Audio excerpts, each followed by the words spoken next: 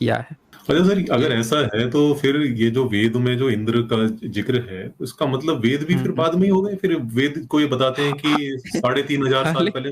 वो इसीलिए तो बोल रहा हूँ कि अगर इससे पहले था तो वहां पे इसके स्तूप नहीं बनते।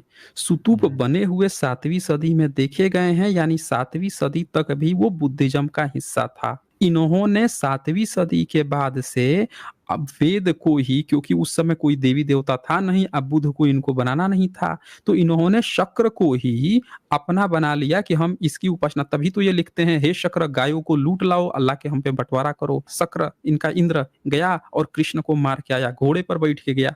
और हम्म, बाद में पुराणों में उसको हाथी पर बैठा दिए, बाद में पुराण में ऐरावत पे बैठा दिए, और वेद में घोड़े पर बैठा के दौड़ा रहे थे, उसको राजा की तरह ट्रीट कर रहे थे कि राजा है।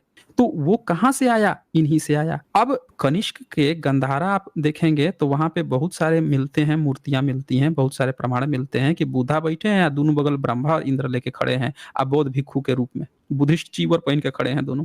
हम्म, अब एक और कहानी देखिए, यही वेनसोंग 7वीं सदी में क्या देखता है, इस स्थान से 50 ली की दूरी जाने पर उत्तर दिशा में एक और स्तूप मिलता है।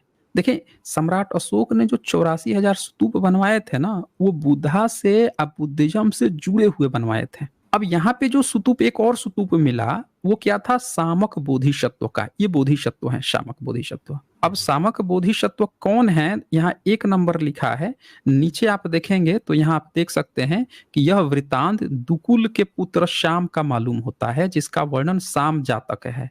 फाहियान ने इसे सेन लिखा है, मूल पुस्तक में यह शब्द आया है। और सांची के लेख जो है, सांची का जो स्तूप है, ये देखें यहाँ क्या कहता है, सांची के लेखों में यह जातक उद्धृत की गई है। मतलब सांची का जो स्तूप है वहां पे इसकी इंस्क्रिप्शन मिलती है।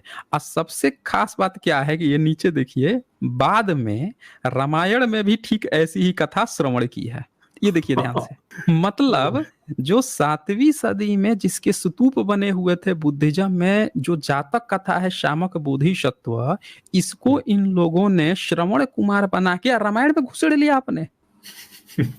अब ये देखें यहाँ पे क्या लिखता है कि शामक बोधिसत्व धर्माचरण करते हुए अपने नेत्रहीन माता पिता की सेवा किया करता था।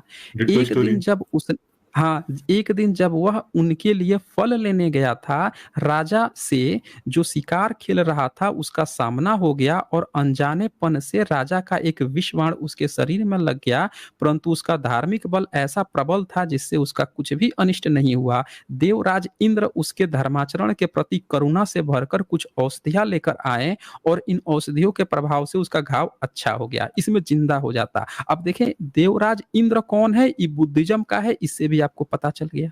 हम्म, ठीक है। और देवराज इंद्र शक्र राजा है, मैंने कहा था ना जातक कथाओं का ये राजा है, सब में ये रहता है, तो औषधि से ठीक करता है, ये नहीं कि जादू टोना कर दिया तो ठीक हो गए।